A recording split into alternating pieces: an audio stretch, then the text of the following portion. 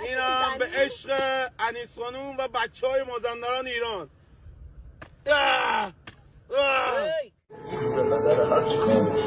اکبر پهلوان ترک بچه ها آذربایجان علی Mənəm Türk, önümə gələn hürk, danışam min dilə, hər gün bir hilə.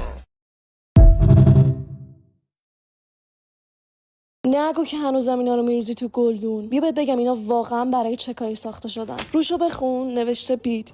حالا بید یعنی چی؟ یعنی مهره. اینا رو میریزی تو آب گنده میشن، بعد میریزیشون روی سینه که روش حوله پهن کردی، میبری میذاری رو ایوون جلوی آفتاب. بعد از 4 ساعت میبینی بله مهرات آمادن. دوباره میاریشون میریزی تو کاسه و با دستگاه مهرهای بی سوراخت سوراخ میکنی و آماده استفادهن. حالا این مهره ها رو با هر هنری که بلدی تلفیق میکنی. میتونی باهاشون دستبند، گردنبند و جاسویچی درست